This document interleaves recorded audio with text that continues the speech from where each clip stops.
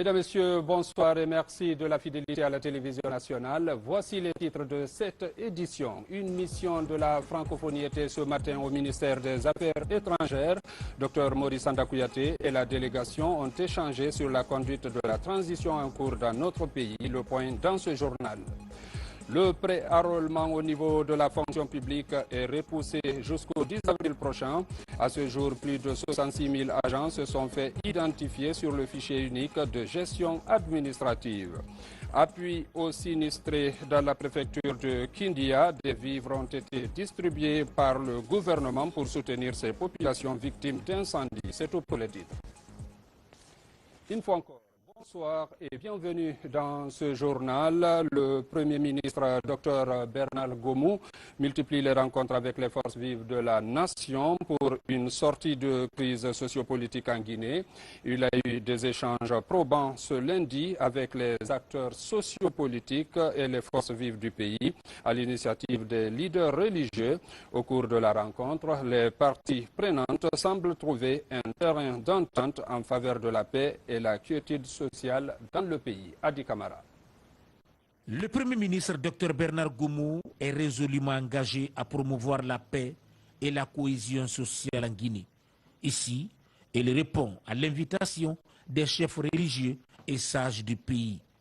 Objectif, discuter avec le Forum des forces vives de Guinée autour des questions d'intérêt national. Les chefs religieux rappellent tout d'abord les atouts de l'utilisation du dialogue avec ses dimensions éthiques avant d'exhorter toutes les parties prenantes à s'inscrire dans cette dynamique qui exige la compréhension, la confiance et le respect des principes républicains. Nous pouvons dire que beaucoup de dossiers ont été mis sur la table et nous avons commencé les études par la grâce de Dieu. Comme les religions ne sont que des arbitres, ils ont donné l'opportunité à ce que les deux parties puissent étudier. Des engagements ont été pris pour que ces dossiers soient étudiés et que la prochaine rencontre, le débat en profondeur, y commence. Donc voici où nous sommes aujourd'hui. Ces dossiers pour le moment sont sur la table et c'est les deux parties qui en savent et qui vont en discuter. Ensuite, nous ne sommes que des arbitres. Et par la grâce de Dieu, au moment opportun, les noms de ces dossiers seront à votre connaissance. Il y a beaucoup d'espoir. Les avancées, c'est que les Guinéens sont aujourd'hui autour d'une table, peuvent se parler et peuvent se faire confiance. C'est déjà un pas, un grand pas. Et je compte que dans un laps de temps, les bénédictions seront données à la Guinée. L'imam ratib de la grande mosquée Faisal, Elhadji Mamadou Salou Kamara, apprécie hautement la démarche et le sens élevé de responsabilité, de sacrifice, d'abnégation et de patience du Premier ministre Dr Bernard Goumou. Il remercie également les forces vives qui accordent du respect aux sages en acceptant les discussions autour d'une même table pour renforcer la fraternité et le vivre ensemble, toutes choses indispensables pour assurer le développement durable du pays. Dans l'actualité encore, le ministre des Affaires étrangères a reçu ce matin une délégation de l'Organisation internationale de la francophonie. Les échanges ont porté sur la conduite de la transition.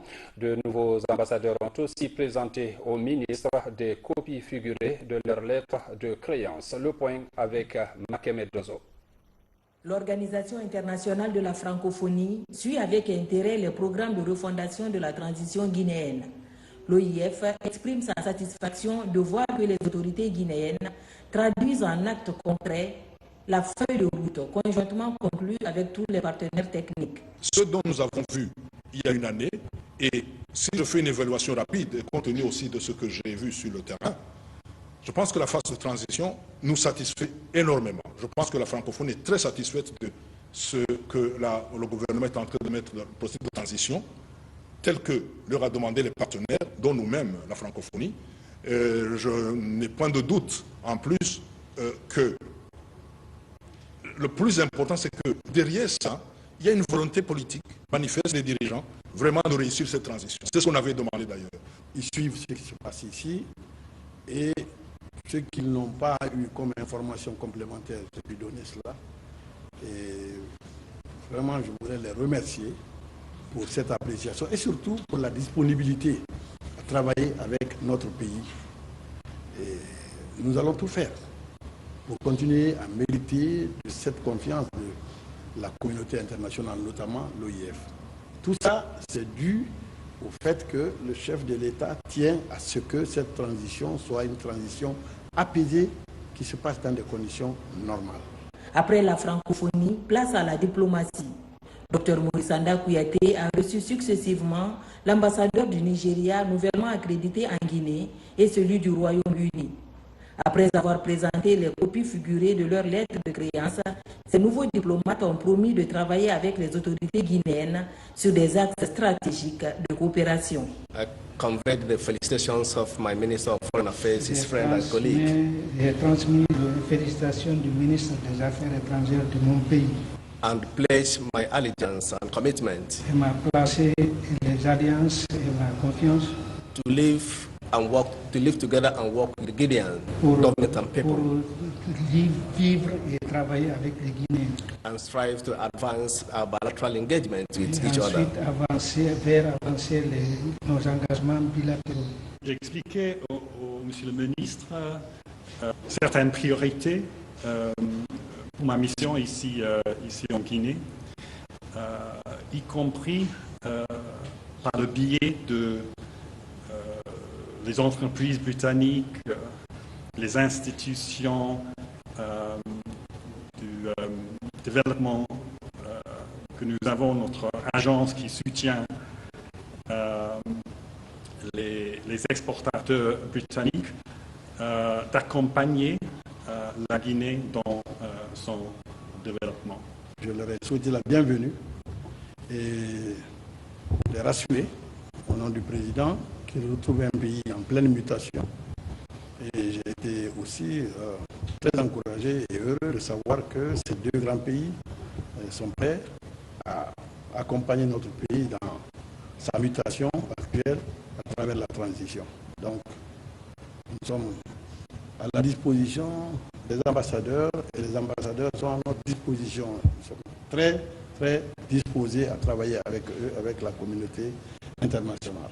Ces nouveaux diplomates devront être reçus par le président de la transition pour la présentation de leurs lettres de créance. Après la cérémonie, ils pourront entamer leur travail de renforcement des axes diplomatiques. Au ministère du Travail et de la Fonction publique, les opérations de pré-enrôlement des fonctionnaires et contractuels de l'État sont repoussées jusqu'au 10 avril prochain. Cette prolongation permet de donner une dernière chance aux retardataires de pouvoir s'inscrire. Reportage Mamadi Ternakamisoko. C'est le moment du premier bilan au ministère du Travail et de la Fonction publique. 3 semaines après le lancement du pré-enrôlement de l'ensemble des fonctionnaires et contractuels de l'État, des avancées notables sont enregistrées. Sur plus de 114 000 agents concernés, 66 261 se sont fait enrôler en 20 jours, soit un taux de 57,79%. Sur un total théorique d'agents de 114 660, donc ça c'est la population totale des agents de l'État, y compris donc les fonctionnaires et les contractuels, nous avons enregistré au cours des 20 jours 66 261 agents inscrits. Parmi les 66 261 agents qui se sont pré-enrôlés, donc qui ont activé leur matricule, 48 268 ont effectivement soumis leur dossier, soit un taux non négligeable de 72,85%. Les dossiers qui restent à traiter par les différents chefs des divisions des ressources humaines sont au nombre de 10 981. Les dossiers validés, 30 155. Il y a 4 968 dossiers qui ont été partiellement rejetés par les chefs des divisions des ressources humaines et qui sont en cours d'examen par les inspecteurs régionaux de l'administration publique. De nombreux fonctionnaires manquent encore à l'appel. C'est pourquoi, à compter de ce mardi 4 avril, un délai d'une semaine leur est accordé. Tous ceux qui n'ont pas pu se pré-enrôler, nous leur donnons une seconde et dernière chance pour se faire pré-enrôler du 4 au 10. C'est la décision que M. le ministre a bien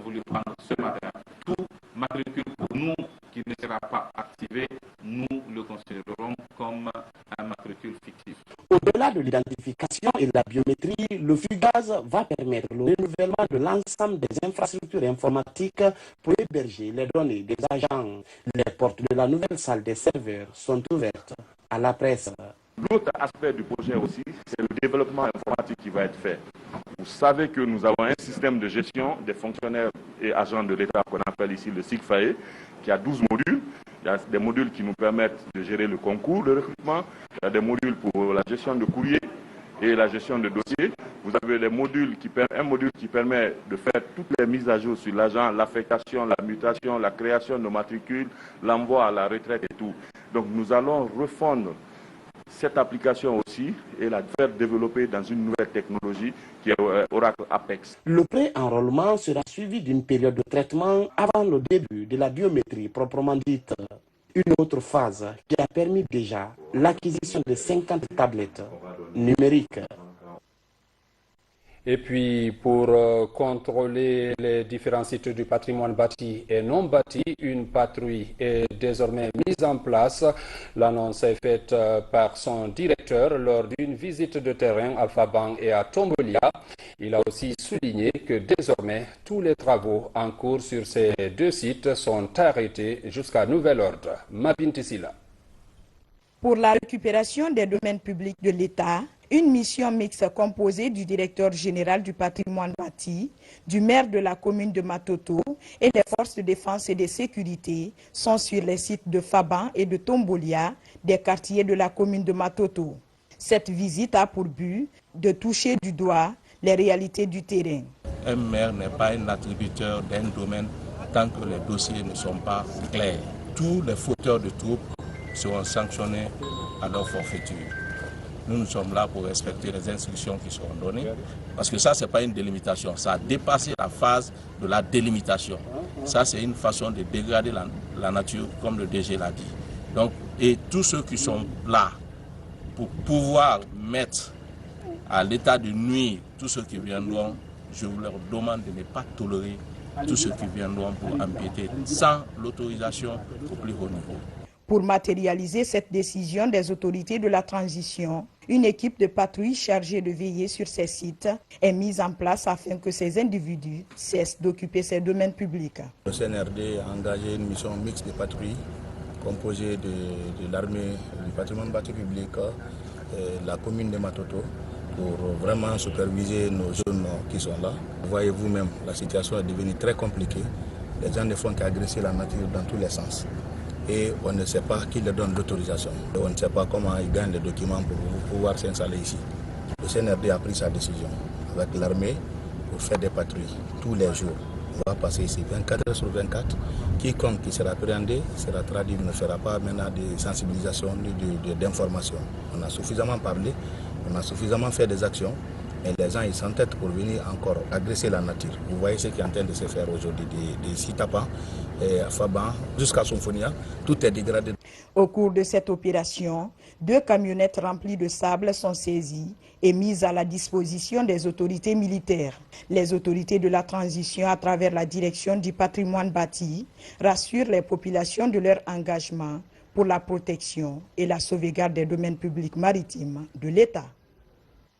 Ministère du Commerce, de l'Industrie et des PME, la refondation de l'État va avec des principes de valeur comme l'éthique et la déontologie. Les agents de la Direction nationale de l'Industrie viennent d'être outillés du contenu de ce thème. Abdul Karim Kamara. Certes, l'évaluation des unités industrielles est tenue par la Direction nationale de l'Industrie.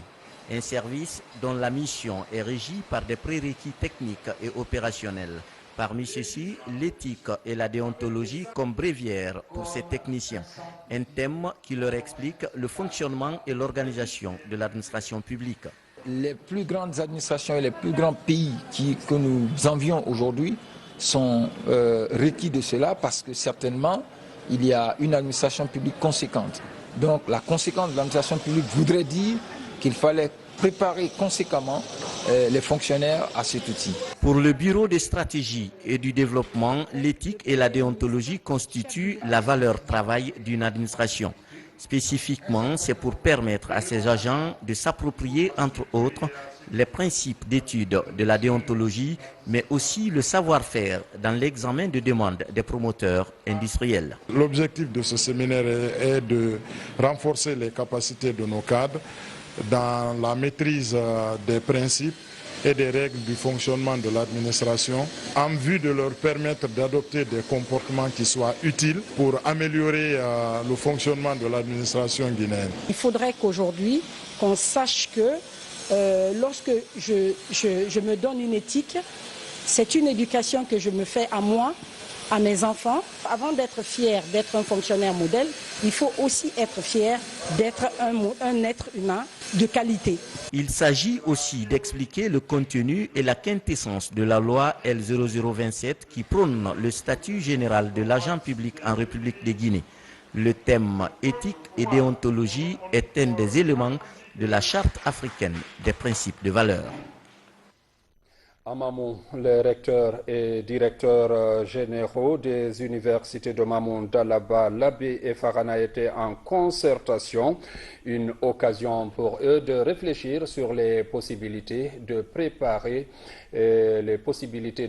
préparation de ces institutions d'enseignement supérieur comme centre d'excellence en matière de sécurité alimentaire et de technologie digitale. Les précisions dans ce reportage de Mamadou Paté Baldé. Le ministère de l'Enseignement supérieur, de la Recherche scientifique et de l'Innovation est à pied d'œuvre pour préparer des nouveaux centres d'excellence dans les 4 universités pilotes du pays. Il s'agit des centres universitaires de l'Abbé, l'ISAB de Farana, l'ISMEV de Dalaba et l'IST de Mamou. Le projet, c'est pour monter nos 4 institutions d'enseignement supérieur en centre d'excellence. Ça veut dire qualifier l'environnement d'enseignement, qualifier les enseignements, qualifier la recherche, qualifier les enseignants-chercheurs. Déjà, 2 centres sont opérationnels grâce au financement de la Banque mondiale et de l'Agence française de développement. Dans ce élan, les responsables de ces institutions réfléchissent à l'IST de Mamou sur les possibilités de réaliser ce projet dans ces universités. Le projet est très important pour l'avenir de l'enseignement supérieur guinéen. Oui. Parce que ça permet d'améliorer le système éducatif, tant sur le plan d'enseignement que de la recherche scientifique, qui sont les 2 moteurs principaux de l'enseignement supérieur. Et puis sur le plan d'innovation aussi. Aujourd'hui, nous avons beaucoup de réformes pour que notre système puisse répondre aux standards qui s'y est dans le domaine de l'enseignement supérieur et de la recherche. Mais pour cela, pour atteindre l'objectif aussi de rayonnement au niveau international, il faut aller vers des projets beaucoup plus ambitieux à l'échelle donc régionale, à l'échelle internationale. L'impact de ce projet est d'aider les étudiants et les enseignants à la recherche de financement pour monter leurs propres projets dans les secteurs de l'économie agro-pastorale, industrielle, la sécurité alimentaire durable, les technologies digitales et les énergies vertes. À l'enseignement supérieur, nous voulons joindre effectivement nos efforts à cette opportunité pour impulser la dynamique de la culture de l'excellence dans nos institutions d'enseignement supérieur. Et comme ça, nous sommes sûrs d'avoir de meilleures ressources qualifiées afin de tirer l'enseignement supérieur du bas vers le haut. L'arrivée de ce projet permettra de qualifier la recherche et l'innovation dans les universités et institutions ciblées une fois mises en œuvre pour le bonheur de l'enseignement supérieur en Guinée. Examens nationaux, un groupe d'enseignants spécialistes des matières exactes s'apprête à sillonner les écoles du pays pour apporter leur modeste contribution dans la préparation des candidats. Ils ciblent déjà les préfectures qui ont enregistré des échecs l'année dernière. Le point avec Abdul Aziz Baldé. Avoir un examen dépourvu de toute anomalie est l'une des priorités du ministère de l'enseignement préuniversitaire. À 3 mois du lancement des épreuves, des organisations non gouvernementales se manifestent à accompagner le département à réussir ce pari. À partir de la semaine prochaine, une dizaine d'enseignants vont se déployer dans plusieurs préfectures du pays. En ligne de mire, sensibiliser les élèves pour un examen sans fausse note. Et par rapport aux résultats de l'année passée, on va se déporter vers les préfectures qui ont eu moins de réussite aux examens. Et on va essayer de donner un appui logistique, un appui technique aux enseignants qui sont déjà là-bas. Et en même temps, on va profiter de l'occasion pour sensibiliser les enfants sur le fait qu'ils peuvent avoir le bac sans frauder. Au-delà de la sensibilisation, les caravaniers comptent aussi assister ces différentes villes en documentation et logistique. Le programme enchante le ministère de tutelle qui s'engage à accompagner l'initiative. Si des compatriotes décident d'apporter leur contribution, leur grain de sel pour relever significativement le niveau des apprenants et aussi les résultats aux différents examens, c'est une initiative qui est saluée. Notre département, en tout cas monsieur le ministre, me charge de dire au collectif que le soutien, l'accompagnement du département ne fera pas défaut. Caravane de réussite aux examens nationaux Karen est le nom du projet. Avec une seule ambition, rehausser le niveau des élèves pour améliorer leurs résultats aux prochains examens nationaux. Le Fonds national pour l'insertion des jeunes FONIJ fait des erreurs à Tougué. Là-bas, plusieurs jeunes de moins de 35 ans ont bénéficié de machines à coudre, de motos et autres équipements de travail. Un accompagnement du gouvernement pour faciliter la réinsertion socio-professionnelle des jeunes dans la localité. Reportage Alpha Isiagaba. Avoir un examen dépourvu de toute anomalie est l'une des priorités. Cette caravane traduit la satisfaction et la reconnaissance des jeunes de l'Abbé. Le FONIJ vient de leur redonner le sourire. Plusieurs motos sont mises à la disposition des jeunes porteurs de projets de la région de l'Abbé. Toutes les préfectures de la région sont concernées par l'opération. On est là aujourd'hui pour la remise des motos que le FONIJ nous a vraiment aidé à travers le CNRD. On ne peut que vraiment les remercier parce que lorsqu'ils étaient venus ici pour nous annoncer ces motos-là, il y avait d'autres personnes qui n'y croyaient pas, qui pensaient que vraiment c'était juste une manière de faire de la propagande ou bien de faire de la politique. Mais aujourd'hui, les choses démontrent que vraiment, ce qu'ils disent que vraiment ils ont fait ce qu'ils ont promis. À côté des engins roulants, des machines à coudre sont aussi remises à plusieurs femmes de la région de l'Abbé. Un appui qui vient ainsi faciliter la réinsertion socio-professionnelle et économique. Les jeunes sont déterminés à aider à matérialiser la vision de son Excellence le Président Mamadi Doumbouya, qui aujourd'hui a éteint le discours de la haine et veut mettre les jeunes de Guinée sur le chemin du travail, sur le chemin du mérite, pour pouvoir transformer cette jeunesse et transformer la Guinée. Cet appui du Fonds national pour l'insertion des jeunes FONIJ est une initiative présidentielle. L'appui devrait permettre aux jeunes bénéficiaires d'accroître leur activité. Toujours au compte de cette édition, campagne d'information et d'éducation préventive contre l'usage de la nouvelle drogue appelée couche. Elle est lancée dans la zone spéciale de Farmoria, préfecture de Forêt-Caria. C'est une initiative de l'Institut itinérant de formation et de prévention intégrée contre la drogue et autres conduites addictives pour conscientiser et éduquer les jeunes consommateurs de ces stupéfiants. Reportage Abraham Christophe Conté. Après l'enquête scolaire lancée il y a quelques semaines, l'Institut itinérant de formation et de prévention intégrée contre la drogue et autres conduites addictives multiplie ses actions. À 120 km de la capitale Conakry, la sous-préfecture de Farmoria, préfecture de Forêt-Caria. Ici, l'heure est à la sensibilisation contre la nouvelle drogue appelée couche. Cette zone stratégique reçoit des agents sensibilisateurs contre les stupéfiants. Avec ces échanges entre couches juvéniles et autorités de la contrée, les messages sont véhiculés pour expliquer les dangers liés à la drogue. Il y a 3 catégories de drogue. La première catégorie, ce sont des substances autorisées. Nous avons le tabac, l'alcool et la chicha. La deuxième catégorie, ce sont des substances illicites. Tout ce qui est drogue de synthèse, le cannabis, l'héroïne, et la méthamphétamine et autres. Et la troisième catégorie de drogue, nous avons les produits prescrits. C'est les somnifères, le tramadol aujourd'hui, qui est consommé en milieu jeune. C'est la raison on vient pour sensibiliser les jeunes. À la Maison des jeunes de Farmoria, cette conférence regroupe les acteurs de lutte contre l'usage des stupéfiants, mais également élèves et enseignants. Ils débattent tous de la lutte contre la nouvelle drogue appelée couche, une inquiétude des nouvelles autorités prises en compte par cette couche juvénile. Le couche là, c'est très dangereux. Comme vous avez venu de nous sensibiliser par rapport aux couches là, ce que ça fait du dégât ici, très grave. Ça tue les gens.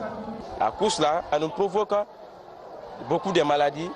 L'enquête a révélé que le nom de ces drogues-là, les amants sont familiarisés avec son nom. Ça veut dire qu'il y a une connaissance à travers ça. Donc il est question maintenant de prendre les dispositions à travers les sensibilisations pour mettre fin à ce fléau. Cette instance d'information et d'éducation préventive sur la drogue couche enseigne les jeunes sur les dangers liés à sa consommation. Une volonté manifeste de l'Institut itinérant de formation et de prévention intégrée contre la drogue et autres conduites addictives pour prévenir les risques liés à la nouvelle drogue appelée couche qui ne cesse d'endeuiller des familles. Santé à présent dans cette édition. Le projet Afrique Vaccination Guinée vient d'être lancé en région forestière. Une initiative de la Croix-Rouge française pour appuyer les équipes techniques du ministère de la Santé. Ceci pour une couverture vaccinale plus élargie contre le Covid-19. Son lancement est couplé avec la formation des agents de terrain sur la communication. Reportage Lancé Kamisoko, Saliou Paye, Lamine Diallo.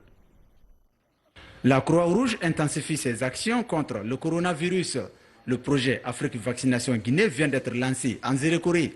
Avant le déploiement des agents vaccinateurs, les équipes techniques du ministère de la Santé et les comités préfectoraux de la Croix-Rouge de Guékédou, Massanta et Zérékoré renforcent leurs capacités en communication de santé. Covid-19 est encore en train de faire ses petits pas et la Croix-Rouge guinéenne, en collaboration avec tous les partenaires, chacun en ce qui le concerne, est en train de mener à bien ces activités pour éradiquer cette pandémie. Et donc, il y a eu une première phase de la lutte contre cette pandémie en Guinée.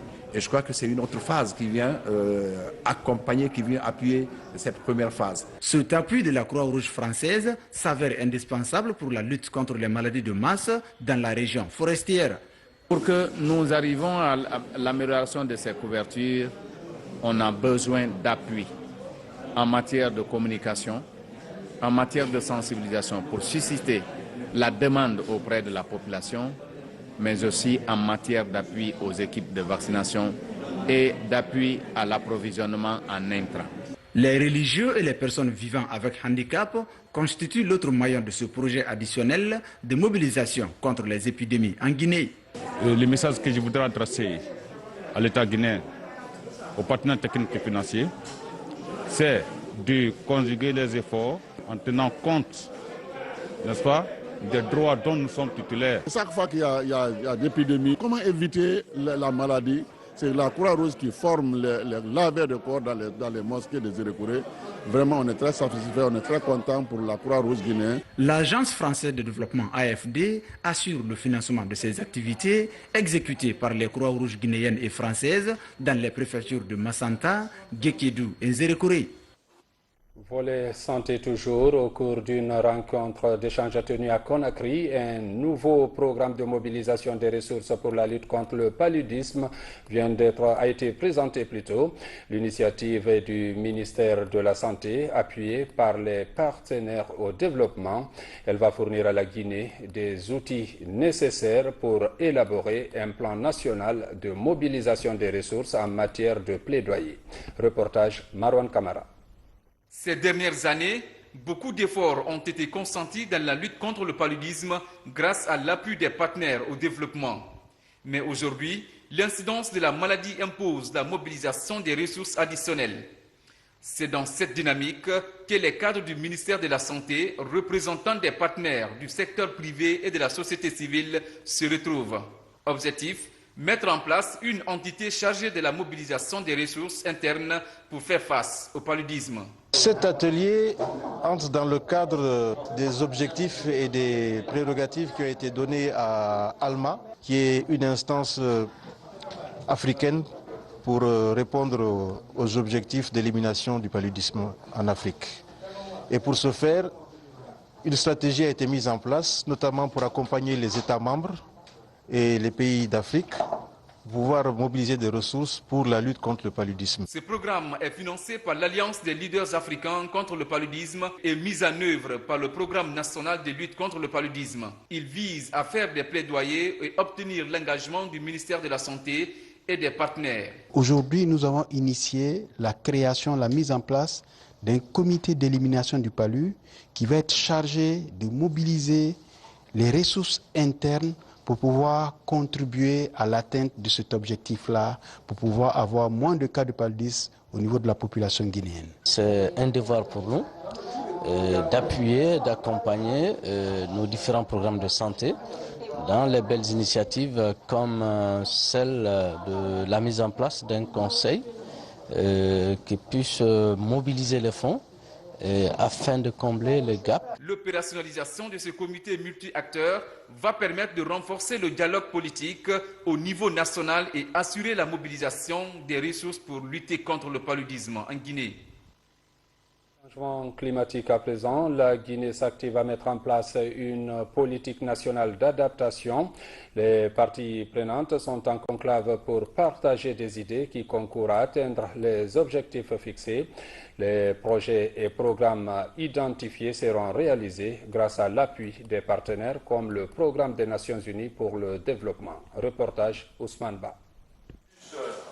La lutte contre les changements climatiques à travers des mesures d'adaptation. Ici, les parties prenantes s'accordent à la réalisation de politiques nationales de développement durable. Une approche qui se traduit entre autres par l'élaboration d'un plan de recherche sur l'environnement et le changement climatique et la mise en place d'un cadre de suivi-évaluation d'adaptation conformément au cadre national. C'est un atelier qui se focalise sur 2 points essentiels concernant le plan national d'adaptation. C'est l'opérationnalisation du plan du comité national sur les changements climatiques et comment avoir un dispositif cohérent de suivi et évaluation de la mise en œuvre du plan national d'adaptation. Il faudrait qu'on regarde que les parties prenantes soient formées pour voir santé qui vont constituer le comité national sur les changements climatiques pour pouvoir évaluer ce plan national d'adaptation au changement climatique. Parce que si le plan-là est élaboré, il va être révisé encore tous les 5 ans. Il faut voir ce qui a été fait, ce qui n'a pas été fait pour voir comment le mettre en œuvre. Les 4 jours de débat vont aboutir à la mise en place d'un comité de centralisation des projets et programmes répertoriés. Des idées qui concourent aux mesures d'adaptation à moyen et long terme et leur intégration dans le processus. C'est effectivement ce comité-là, qui est appelé le Comité national sur le changement climatique, qui va aussi être formé aujourd'hui. Et les outils sur lesquels ils seront formés, ce sont les outils d'opérationnalisation effectivement de ce comité. Les changements climatiques constituent de nos jours un problème de portée mondiale. En sa qualité de pays moins pollueur et vulnérable, la Guinée est résolue à engager des actions concertées et participatives pour intensifier des mesures d'adaptation. Je vous l'annonçais dans les titres, suite à un incendie qui a tout détruit dans une localité de Kindia. L'Agence nationale de gestion des urgences et catastrophes humanitaires a apporté une importante quantité de denrées de première nécessité pour soutenir les sinistrés. Une démarche qui s'inscrit dans la volonté du président de la République de traiter de manière équitable tous les fils de la Guinée. Reportage Amadou Touré. Des vivres et des non-vivres pour les habitants sinistrés de Sikongea, district de Siguiton, sous-préfecture de Kolontin dans Kindia. C'est un geste du gouvernement guinéen pour soutenir ces habitants qui ont tout perdu dans un incendie. Au mois de carême, on n'a rien, tout ce qu'on a gagné à la maison, tout sont brûlés. Les gens ici, tous sont contents parce qu'on a gagné beaucoup de rues, l'huile, tout, etc., les habits. tout le monde a l'air là, on est content. Vraiment qu'on se remercie le gouvernement. Les 340 habitants de cette localité se disent réconfortés par la démarche du gouvernement à travers le ministère de l'administration du territoire et de la décentralisation exécuté par l'Agence nationale de gestion des urgences et catastrophes humanitaires, Anguish. Nous sommes venus vraiment assister ces populations qui en ont vraiment besoin. Vous voyez l'état dans lequel se trouvent ces citoyens, des cases qui ne sont pas encore reconstruites. Donc, et nous remercions vraiment la jeunesse d'ici qui se donne la main pour vraiment appuyer les citoyens. On dit merci au gouvernement et merci à monsieur le président du CNRD, le colonel Doumbouya. Il y a un mois en arrière, des cases ont été consumées ici. Donc, nous avons appelé notre gouvernement qui aujourd'hui a répondu: je suis un administrateur territorial aujourd'hui qui est satisfait. J'ai fait un cri de cœur de ma population. Ce cri de cœur a été entendu. Depuis janvier dernier, le gouvernement, à travers l'Agence nationale de gestion des urgences et catastrophes humanitaires Anguish, a apporté d'importantes quantités de vivres et autres articles aux populations sinistrées des localités de Bofa, Koundara, Zérékoré et Kindia. Objectif, témoigner la solidarité de l'État à tous ses fils. Volet humanitaire, toujours plus de 3000 sacs de riz pour les fidèles musulmans de Sigiri. C'est un geste du président de l'Union nationale des orpailleurs de Guinée. Sa motivation est claire, soulager les ménages tout au long du Ramadan. Compte rendu, Kiamokaba. En cette période de pénitence, la solidarité s'organise pour assister les fidèles musulmans. À Sigiri, l'idée est soutenue par le président des orpailleurs de Guinée. À travers la promotion 96 qui porte son nom, des vivres et non-vivres sont distribués dans 20 mosquées du centre-ville. La famille professionnelle du donateur bénéficie également du même soutien. Au total, 200 sacs de riz, du sucre et 200 cartons de lait sont distribués pour alléger les souffrances des ménages. 240 brouillards, 22 sacs de riz, 150 paquets de sucre Saint-Louis, 80 poubelles évidemment. C'est ce que nous avons amené pour répartir entre les 20 mosquées et plus les 2 secrétaires généraux des affaires religieuses, secrétaire général religieux de la préfecture de Sigiri et communal de la commune de Sigiri.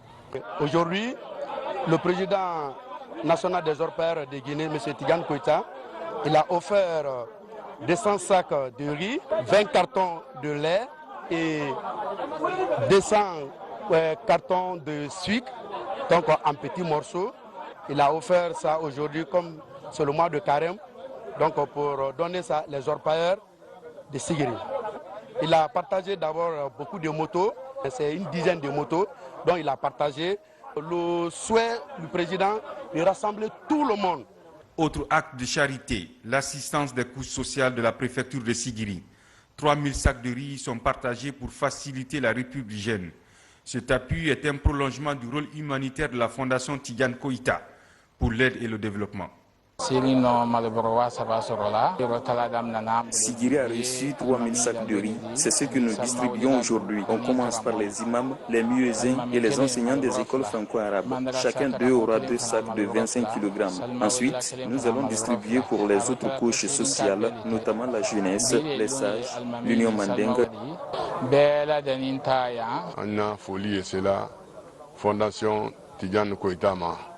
Nous remercions très sincèrement M. Tidiane Koïta et sa fondation Foticad. Nous nous en réjouissons de leur appui et nous espérons que Dieu acceptera des prières et bénédictions que nous avons faites pour le donateur. Car le prophète a dit, paix et salut sur lui, celui qui fera du bien à son prochain en ce mois de pénitence sera récompensé.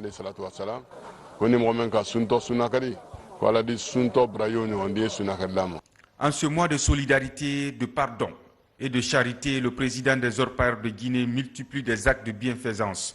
Par ce même élan, la Fondation Tidiane Koïta pour l'aide et le développement compte toucher tout le pays pour accompagner les ménages tout au long du mois saint de Ramadan. Prochaine étape, les villes de Kouroussa et de Mandiana. La distribution des sacs de riz aux familles démunies du pays dans le cadre de la solidarité en ce mois saint de Ramadan se poursuit dans les communes. De la commune de Dixine, les artistes, humoristes et musiciens ont reçu leurs sacs de riz. Cette assistance est l'initiative de la Fondation Tidiane Koïta pour l'aide et le développement. Compte rendu, Nabila Moussa Kamara, Sona Sagno. Ce don de vivres composé de sacs de riz de 25 kg, de bidons d'huile de 5 litres et autres recettes de cuisine est l'œuvre de charité de l'ONG Life. Objectif, assister les personnes vulnérables dans l'acquisition des denrées alimentaires en cette période de pénitence. Ces lots de vivres sont répartis aux nécessiteux. Life organise ce genre de campagne Ramadan depuis plus de 10 ans. Donc chaque année, nous lançons une campagne qu'on a dénommée 1 euro, un repas. Nous sommes venus distribuer 167 colis alimentaires aux personnes nécessiteuses. L'objectif de notre ONG, c'est réduire en fait les difficultés que vous voyez dans le pays, parce que nous savons que ce colis complet est équivalent de 59 €. Nous avons presque 600 000 francs guinéens ou 500 et quelques mille francs guinéens. Donc ce n'est pas toutes les familles qui peuvent se procurer vraiment de cette somme pour avoir ce colis. Satisfait de l'assistance de l'ONG Life, en collaboration avec la Fédération des associations guinéennes en Hauts-de-France, les bénéficiaires, composés de malvoyants et de personnes démunies, expriment leur gratitude. C'est un sentiment de joie parce que je crois qu'en ce mois de pénitence, mois de Ramadan, qui est une épreuve, disons donc, pour tous les musulmans, nous le savons tous. Donc bénéficier d'un tel don, je ne peux que me réjouir. Donc c'est un sentiment de satisfaction et de joie. Cette offre de nourriture de l'ONG Life, déjà présente dans plusieurs pays en Afrique, s'inscrit dans la dynamique de la lutte contre la pauvreté. C'était plutôt l'appui de l'ONG Life aux démunis. Les femmes du ministère de l'économie et des finances viennent d'organiser une lecture du Saint-Coran suivie d'une prière chrétienne en faveur de la paix et la cohésion sociale en Guinée. Une manière pour elles de clôturer le mois de mars dédié aux femmes dans notre pays. Reportage Aïssata Marshall. Du service char et équité du ministère de l'économie et des finances se mobilise autour du Saint-Coran pour implorer la grâce divine afin qu'elle répande sa miséricorde sur le pays en cette période de transition. Grâce à votre soutien, nous avons pu atteindre nos objectifs. Et c'est tout le service genre et équité et l'ensemble des femmes du ministère de l'économie et des finances qui vous expriment sa gratitude pour avoir su faciliter notre programme pour le mois de la femme. Le côté le plus réconfortant de cette cérémonie, il est plus courant de voir les hommes qui organisent des lectures de Coran, mais je sais que souvent ça commence à entrer dans la tradition dans notre pays que les femmes organisent des lectures de Coran, que ce soit elles-mêmes qui le fassent. Vous avez le soutien de Monsieur le ministre de l'économie et des finances et de tout son cabinet. En plus de la lecture du Saint-Coran pour des femmes musulmanes, ces autres femmes chrétiennes relevant du même département ont aussi fait des prières et bénédictions pour le pays. Cette initiative, elle est très belle et elle glorifie Dieu. Nous savons que Dieu a placé la femme à côté de l'homme en tant qu'aide. Sans la femme, l'homme n'est pas complet. Nous prions que cela continue pour elle. Et nous félicitons vraiment les autorités du ministère de l'économie et des finances. Par cette initiative, les femmes de ce département expriment ainsi leur volonté de contribuer à la promotion de l'unité entre les filles et fils de la Guinée. Et puis ce communiqué du ministre secrétaire général des Affaires religieuses. Dans le cadre des préparatifs du pèlerinage 2023 au lieu saint de l'Islam, le secrétariat général des affaires religieuses a le plaisir d'informer la population guinéenne que la confection du passeport biométrique a débuté au centre islamique de Donka à Conakry en faveur des candidats pèlerins au titre du Hajj 2023. Les dossiers à fournir sont certificat d'aptitude médicale, copie d'extrait de naissance, reçu de EcoBank du passeport biométrique, 2 photos d'identité sur fond blanc. À cet effet, les structures sanitaires autorisées à délivrer le certificat d'aptitude médicale sont à Conakry, l'hôpital national Ignace Dine, l'hôpital régional Antanor de Matoto, le CMC de Flamboyant, le CMC de Ratoma, le CMC de la Minière, le CMC de Matam. À l'intérieur du pays, les hôpitaux régionaux et préfectoraux, le reçu de versement pour le passeport, un guichet de l'Ecobank est ouvert dans les locaux du centre islamique de Donka. Le secrétariat général des affaires religieuses rassure et sait compter sur la bonne compréhension de tous. Signé Elhaj Karamo Diawara. Mesdames, Messieurs, c'est la fin de cette édition. Merci de l'avoir suivi et bonne suite de programme sur la RTG.